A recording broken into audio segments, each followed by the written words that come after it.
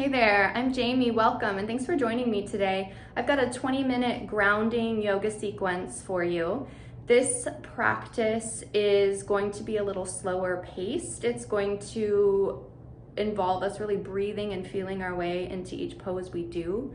If you're a beginner to yoga, or if you are just someone who likes to keep it a little more gentle or really feel each pose you're in before moving on, then this practice is going to be perfect for you. This is a practice that is easily done without any props, but if you have a yoga block you like to use, feel free to place it up towards the top of your mat. Let's get started.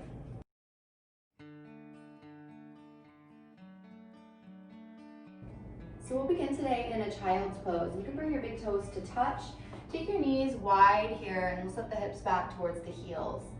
Extending the arms out in front of you, dropping the forehead down. Maybe it touches the mat and you can rest there. But if not, you've got a couple options. If you're working with a block, you can always slide that block underneath the forehead for a little lift, a little height to the floor. Or you can always stack your hands or your fists underneath your forehead. So find a way to connect the forehead and let it become nice and heavy against whatever it's resting on. So we've got that third eye point, the space between the brows, grounding us down into wherever it's resting. And then feel the weight of your body just sinking into the floor. Let yourself become really heavy here. Start to settle into the rhythm of your breath.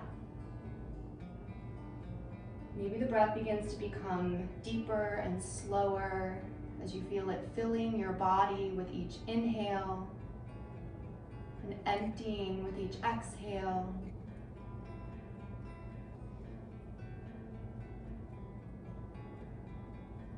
Settling here into the space that you're in and into this present moment within your body. How does your body feel today? Make a commitment to yourself to honor your body, to listen to your body. You know your body best. Treat it kindly.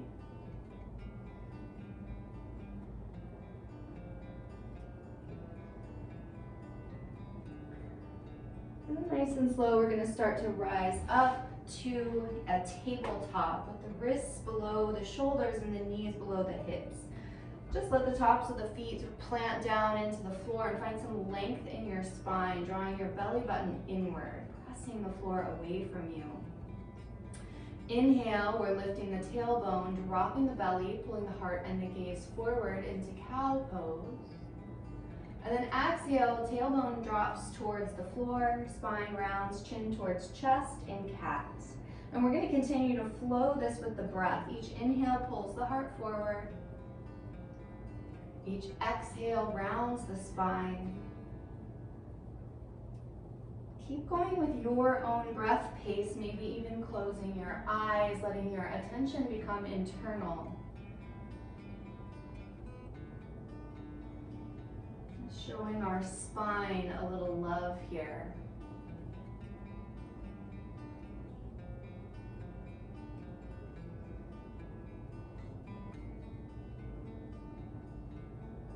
And after the next exhale you take, we'll come back to neutral in our tabletop. Take your time getting there.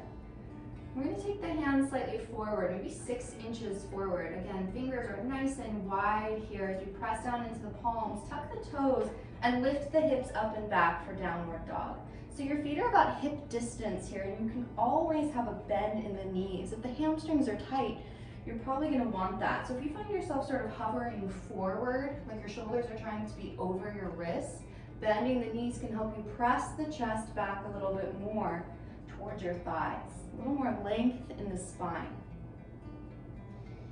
Bent knees is always an option in your downward dog. We're going to start to pedal here. So you're bending into one knee, pressing the opposite heel towards the mat. Doesn't have to touch, just the direction it's headed. And we'll take that back and forth a few times, getting a nice stretch through the backs of the legs.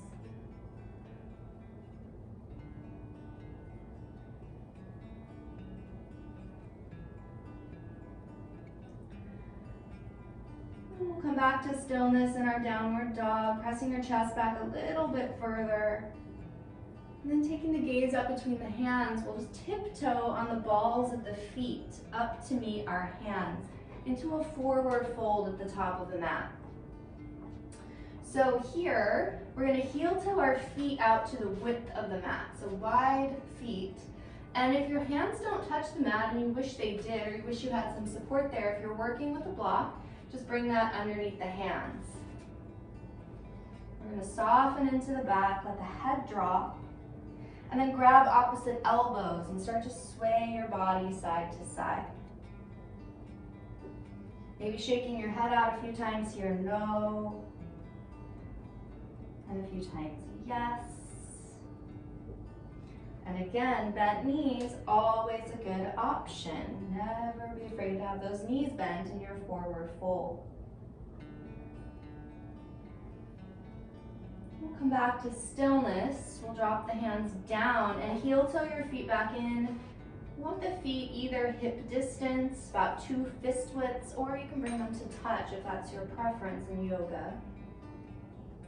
And we'll inhale, bring the hands to the shins, lengthen your spine, half lift, so you're becoming parallel with the floor, with your upper body.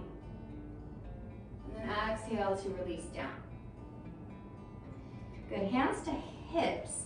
Engage your core. Inhale with a flat back. We're rising all the way to standing. Shoulders roll down and back. Palms come to face forward at the sides of the body.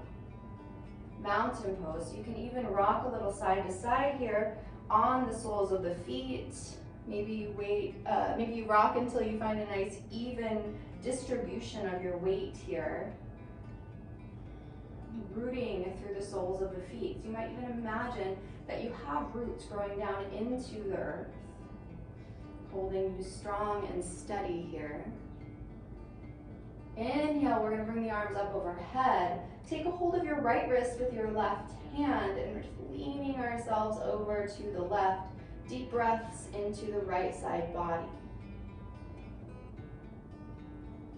Inhale up to center, and we'll switch. Taking a hold of the left wrist, lean to the right. Breathing here into your left side body. Inhale to rise, bringing the hands back down. We're going to bring them to the hips and take a big step back with the left foot.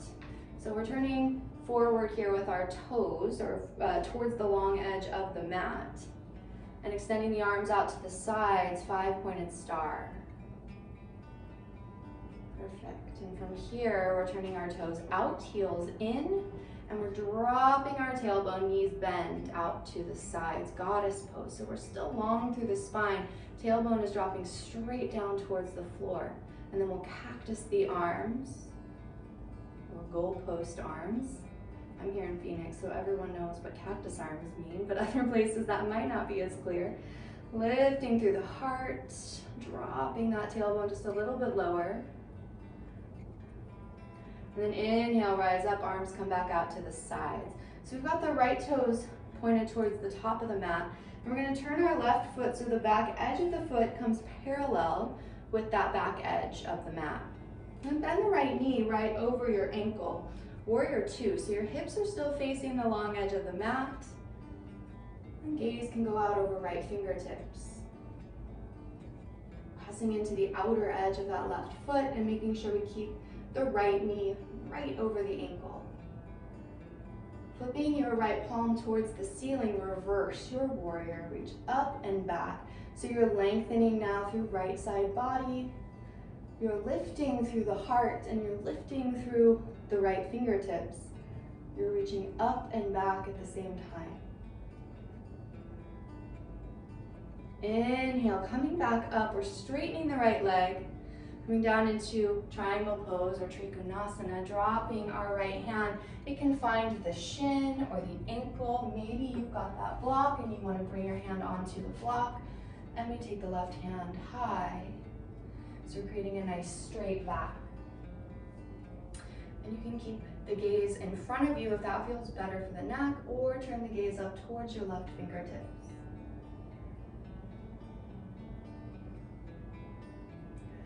Exhale, we're going to sweep that hand down, frame your right foot, bend the right knee, and we're stepping back onto the ball of the left foot. So we're in our runner's lunge now.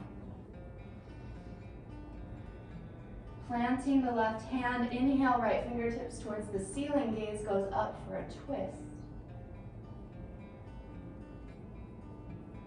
Good, and then sweep that hand back down.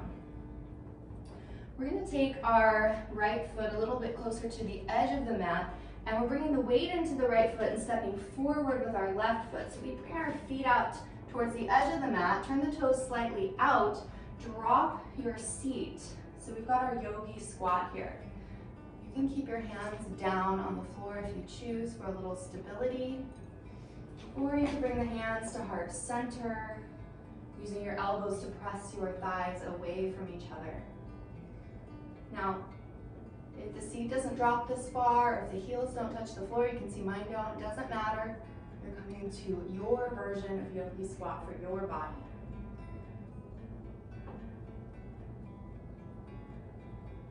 And the hands are going to come back down to the floor. We're going to start to straighten into the legs. Bring those feet back so they are hip distance or touching. Inhale, half lift, lengthen the spine. Exhale, fold.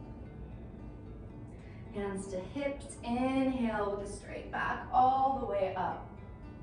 Shoulders back. We're coming back to mountain pose, palms forward.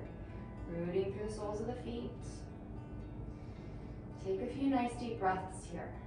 Check into your body. Notice if one side feels different than the other. Notice how that breath is flowing. How does the body feel? Next inhale, we're bringing arms up overhead. And we're going to take a hold of our left wrist with our right hand. Lean to the right. Deep breaths into the right side body. Inhale up, switch that grip, grab that left wrist, lean to the right. Sorry, right wrist, lean to the left. Do the opposite side, you know. Inhale up, and sweep those arms back down, hands to the hips. So we're stepping it back with the left foot again. Back to that 5-pointed star, toes point towards the long edge of the mat, arms come out to the sides. So we extend here. And then we'll shift those heels in, toes out, drop the tailbone, goddess pose. And again, find your cactus arms, your goalpost arms. Maybe this time taking a little side to side sway if that feels good. Sinking it slightly lower, maintaining a nice straight back. And press into the soles of the feet to rise, arms out to the sides. We've got the left toes pointed towards what was the back of the mat, and we'll turn our right foot so that the outer edge of the foot comes parallel with the back edge of the mat, or what was the front edge. We're kind of switching it now. So with the arms out to the sides, you're bending left knee over left ankle, warrior two. Hips are gonna stay aligned towards the long edge of the mat, and your knee bends directly over the ankle. Gaze goes out over left fingertips. Deep breaths. Okay. Flip your left palm towards the ceiling in reverse. Reach up and back. Lengthen your left side body, keeping your left knee bent over the ankle. Deep breaths here. Inhale to rise back up. We're going to straighten into the left leg now. Coming to triangle pose, reaching forward. Nice pop there. Reaching forward as far as you can. Bring that hand down, maybe to the shin or the ankle, a block. Maybe you can reach the mat. Right fingertips go high. And then gaze can either be in front of you or up towards those right fingertips. Nice deep breaths here. Think about lengthening your spine. It's like you're leaning against a wall here. If you need to bring the hand higher on the leg to get there, that's fine. Just avoid putting pressure on your knee. And we'll sweep that right hand down. We're transitioning into a runner's lunge, so we'll start to bend into the left knee, coming up onto the ball of the right foot. You might need to step it back a little bit to get there. So our knee's still right over the ankle. And then plant your right hand, inhale left fingertips towards the ceiling, gaze goes up. in, sweep it down. We'll start to shift that left foot a little closer to the edge of the mat as we bring our weight into the foot and step forward with your right foot. Toes of both feet turn out, heels turn in. We're dropping our tailbone, yogi squat. Your version of this yogi squat. You can play with your balance here, lifting the hands. You can stay nice and rooted through your fingertips on the floor.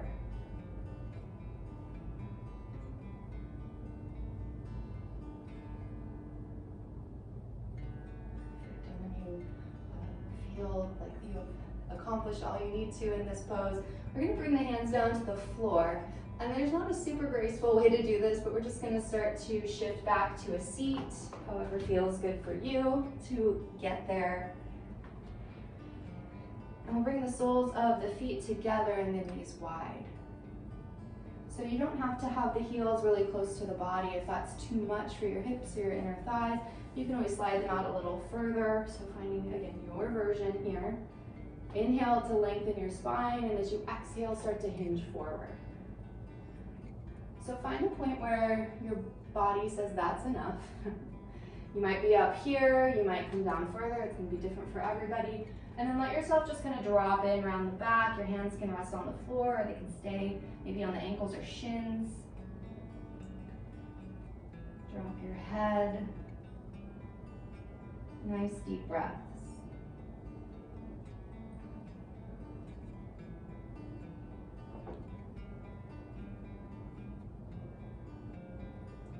Start to walk it back up, so you're rolling your way back up the spine.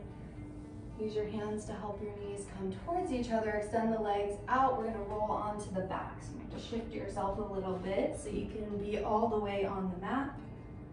We're going to draw the knees into the chest and rock side to side. So you're pressing your sacrum, that bony space at the base of your spine, into the floor as you rock.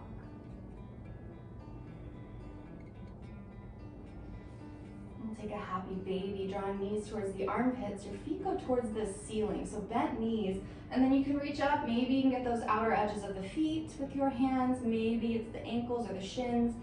And we're just drawing knees downward, continuing to press the sacrum down into the floor. Shoulders settle, your head is heavy. If you want to rock side to side, you can. It feels good.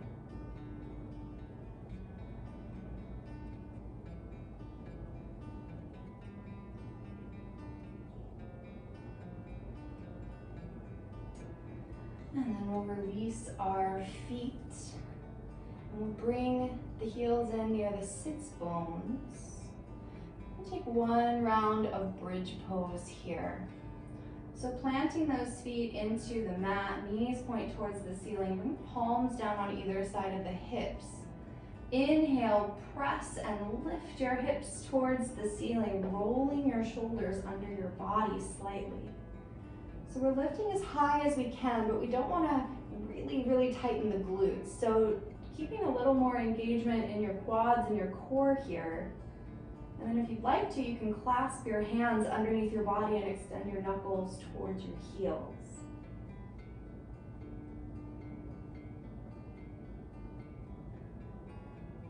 And if you do have that clasp, we'll release it. Slowly roll down the spine, take your time. Once that sacrum comes back down, drawing knees back into chest, rocking that out once again.